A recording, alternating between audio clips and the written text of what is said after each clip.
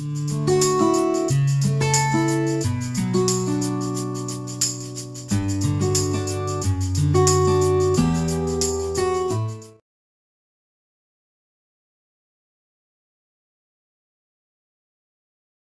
everyone, I am Srinivas Kalla, Associate Professor in Mechanical Engineering Department, Sesi Institute of Technology and Engineering. I teach basic mechanical engineering subject. In that, I will deal manufacturing process. So in the manufacturing process sessions, I will cover the definition of manufacturing process, followed by various manufacturing process such as principles of casting, principles of forming, principles of joining, principles of machining, and the latest technology such as CNC machines, 3D printing, and smart manufacturing process. But in this section, I will discuss about the principles of casting. Before starting that, just let us understand the definition of manufacturing process. Manufacturing is simply converting the raw material into useful products or finished goods with the help of various resources such as by utilizing various manpower, materials, machines to get the final finished product. So in order to understand more detail about the manufacturing process, let us see this component. This is the metallic component, and the name of the component is gear. This is basically used in various engines, machines. Okay, in the automotive vehicles you can find, as well as in various industrial applications you can find this metallic component. And if you look at this metallic component, it is very complex in shape. So one can understand that this metallic shape is very complex in shape, and one can get the question how these complex metallic shapes can be obtained. If you have that question, then the answer you can find in the manufacturing process. These complex metallic shapes can be produced using single manufacturing process, or multiple manufacturing process are used to produce such complex metallic geometries. So in the manufacturing process, the conventional methods are casting manufacturing process, forming manufacturing process, joining manufacturing process, and machining. Among them, today we will discuss about the casting manufacturing process. Let us understand what is casting manufacturing process.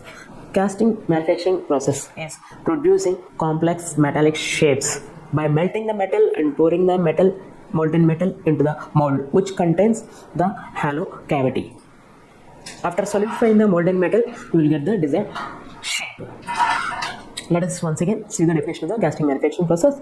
Casting manufacturing process is producing complex metallic shapes by melting the metal and pouring the molten metal into the mold which contains hollow cavity. And after solidifying the molten metal in the mold cavity, you will get the desired size and shape. Casting manufacturing process are different types, such as sand casting, investment casting, process die casting, gravity die casting, and various types of casting process are there. All of them can use based on the application suitability. Here, since the subject itself basic mechanical engineering, we will discuss about the simple sand casting manufacturing process. And this casting manufacturing process contains 5 major steps. So how these components are produced, complex geometries are produced using casting manufacturing process, it is based majorly on 5 steps. The first step among them is pattern making. So let us understand what is meant by pattern. Pattern is the replica of the product to be cast, which is used to produce the mold cavity, or you can say the pattern is the model of the product to be produced. So pattern is simply a replica, you can say, or model or prototype of the desired component. So the pattern is of different types, like single piece pattern, 2-piece pattern, or you can say it is split piece pattern, multi-piece pattern, loose piece pattern, sweep pattern, shell pattern, skeleton pattern, curve drag pattern, segmental pattern, follow board pattern, match pair pattern, and gated pattern. Plenty of patterns are available. That is based on the complexity or suitability. You can use various types of patterns. For example, if the geometry is very simple, you can go for single piece pattern. If the complexity is somewhat higher, then you have to go for 2-piece or split piece pattern. If the complexity is very high, then you have to go for multi-piece pattern. So based on the complexity or application, you have to use different types of patterns. And all these patterns are made up of different types of materials, such as the pattern can be made of either wood, pattern can be made of metal, or pattern can be made of wax, or pattern can be made of plastic. And this pattern is different dimensions than the original component to be produced. Why? Because of various factors influencing during the solidification process that need to do the different pattern. So one can get the question, instead of pattern we can use directly the ready-made product to produce the components. But the answer is, as I said, the dimensions of the pattern are different than the original component dimensions. Why and how, that you are going to understand here. So in order to compensate those factors, we are going to add the elements. Elements are the dimensions which are provided to the pattern in order to make the changes of the pattern to get the final finished product. So what are those elements? There are majorly 4 types of elements need to be added to the pattern. The first one is shrinkage elements. Shrinkage elements is added because whenever the metal is solidified, so during the solidification process metal get contract, that is the volume reduction takes place. That means dimensions are slightly reducing. So in order to compensate that, extra dimensions are provided to the pattern. Second one, machining elements. So in order to understand that, first one disadvantage of the casting process you have to understand, that is whatever the components you are obtaining using casting manufacturing process are rough in nature. There are irregularities on the surface.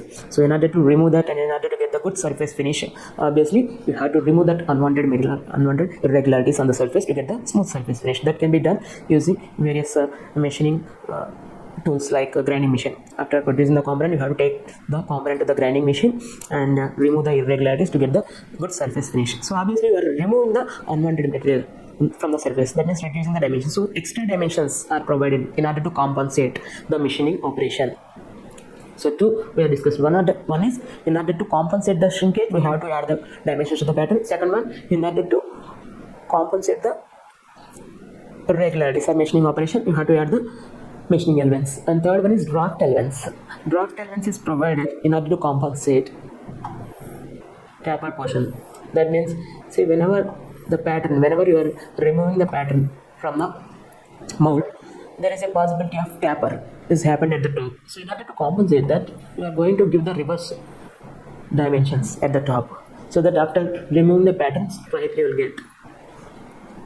So there is the draft elements. Basically, this draft elements are reverse tapered is provided while removing the pattern from the mold cavity. Whenever you are removing the pattern from the mold cavity, there is a possibility of dimensional change. In order to compensate that, you have to add the draft elements to the desired pattern.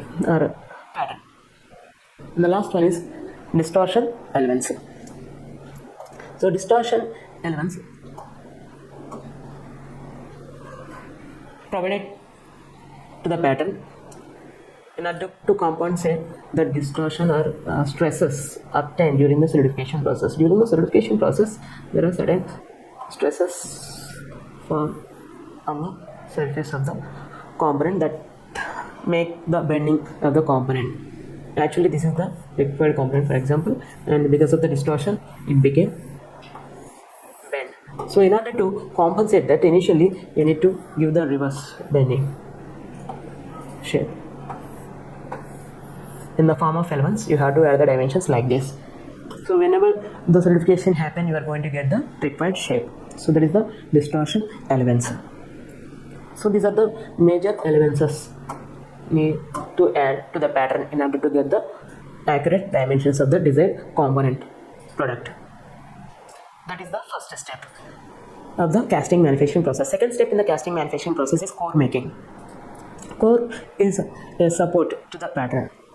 So whenever if you want to make internal cavities or hollow portions on the object, it is not possible to obtain with the help of pattern. Then you can use the supporting tool that is called core. Core is a supporting tool to the pattern in order to provide the extra complexity to the desired component.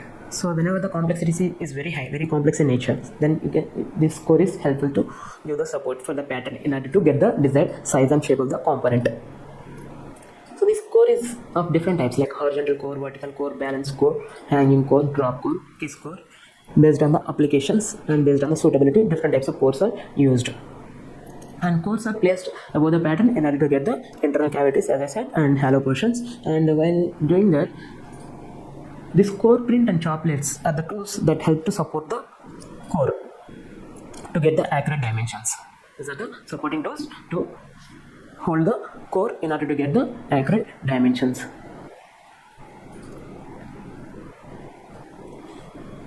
And third step in the casting manufacturing process is molding, or you can say mold making process. Let us understand the mold making process with the help of various tools and by knowing the procedure of mold making. So initially we need to use two boxes, molding boxes. That is, one is called drag box, another one is called core box. We need two boxes, hollow rectangle boxes.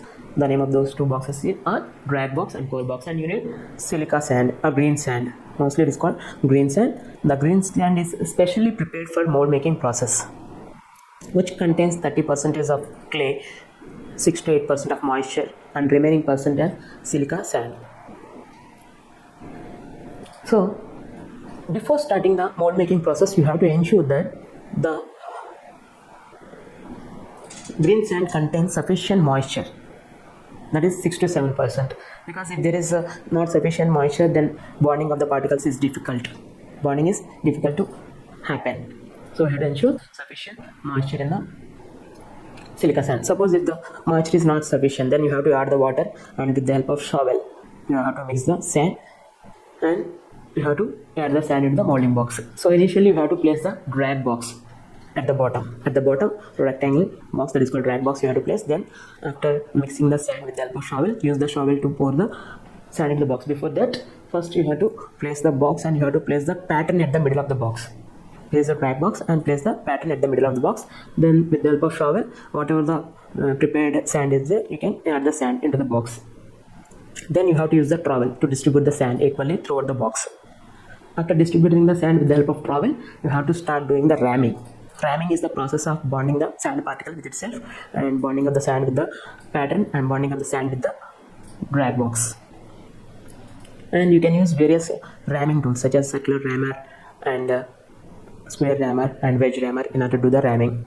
Circular rammer is used to do the ramming at the middle of the box, and the square rammer is used to do the ramming at the sides of the box, and wedge rammer is used to do the ramming at the corners. So initially you have to add 2-3 inches of sand, and after distributing the sand equally, after completing the ramming, again you have to add the sand up to 2-3 inches, and you have to distribute the sand equally with the help of trowel, and you have to do the ramming with the help of various rammers, and you have to repeat the procedure till the box is completely filled with the sand.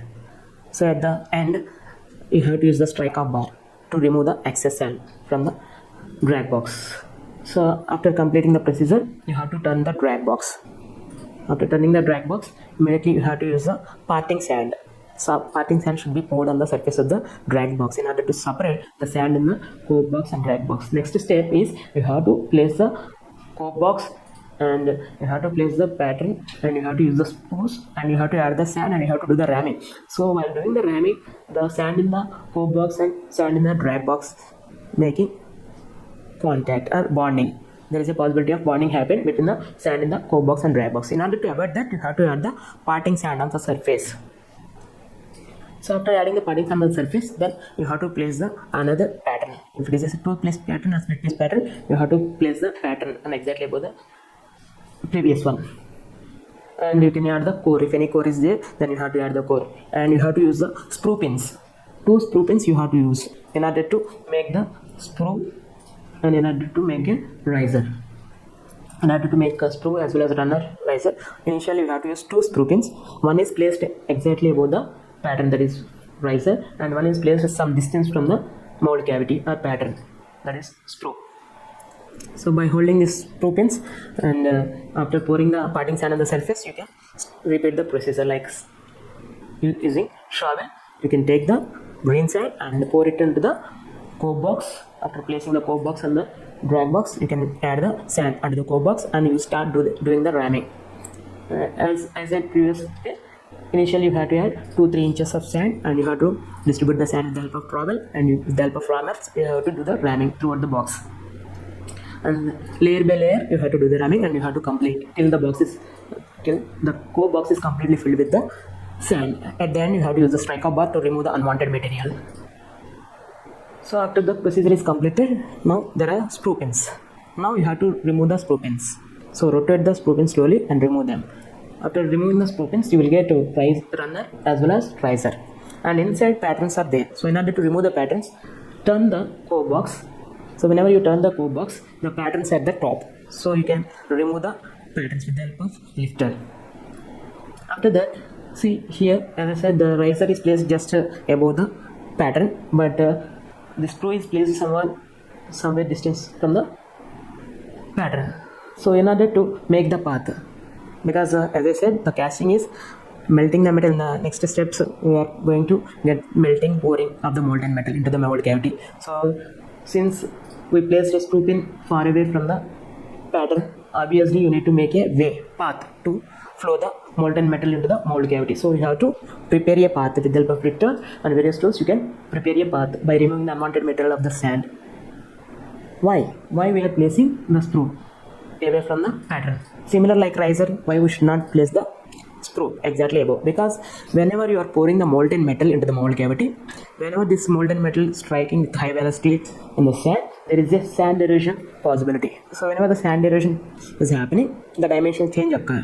So in the mechanical engineering, in order to produce any component, the first and foremost thing is dimensional accuracy. Dimension should be very high and accurate. Size and shape plays very key role in any component to perform its intended function. So alteration should not be occur. So that's why we place the screw pin. So whenever you are pouring the molten metal into the mold cavity, since you placed somewhere else, if the sand erosion happen, there is no problem, because it is far away from the actual mold cavity. Actual shape is here.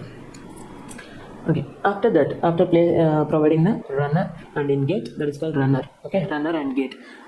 After providing the runner and in gate, you have to place the coke box as it is above the drag box.